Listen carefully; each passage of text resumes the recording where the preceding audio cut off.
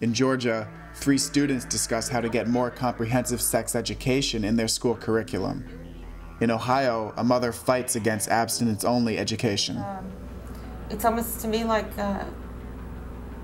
brainwashing. In Florida, parents and teenagers discuss unintended pregnancies. I know kids who planned pregnancies in high school. But is Congress listening? Attached to the recent historic healthcare legislation is a provision which mandates more money for abstinence-only until marriage programs. The bill reinstates Title V funding to the tune of $50 million a year for 5 years.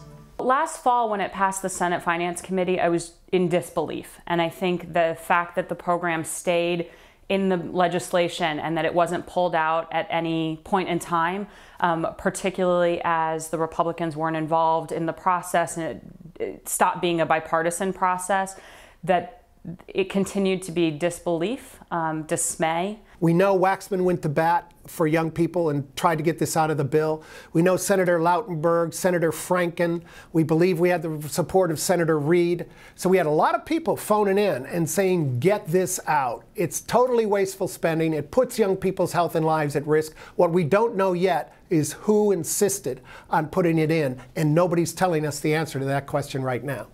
The fact that you would extend a program that doesn't come from a health perspective, that leaves young people at risk for unintended pregnancies, STDs, and HIV, and has been proven time and again to be ineffective at its stated goals, why you would include that in a piece of healthcare legislation, I mean, is just a mystery. The irony, I think, is at times overwhelming. Who decided that this was a good idea to burn $250 million a year of taxpayer dollars? Who decided that it made sense to put programs back that Congress last year had sunsetted?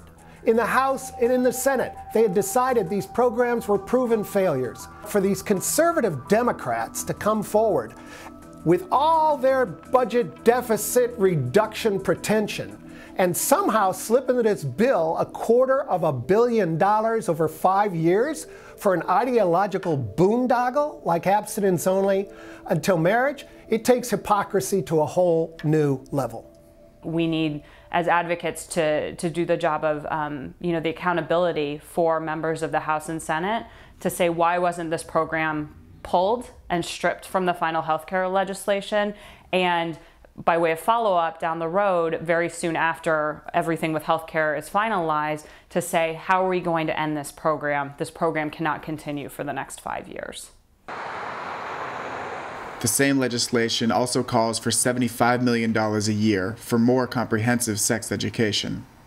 It's a wonderful program. We are thrilled that for the first time ever, states will have the opportunity to apply for funding for comprehensive sex education that has to discuss abstinence and contraception, address the prevention of unintended pregnancies, HIV and STDs, and other life skills. And I think this is an amazing opportunity for states across the country to finally start that infrastructure and building that infrastructure for comprehensive sex education.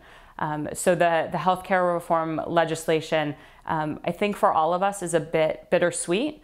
There's many good things, including this comprehensive sex education grant program coming with it. And unfortunately, there's also the Title V abstinence-only until marriage extension with it.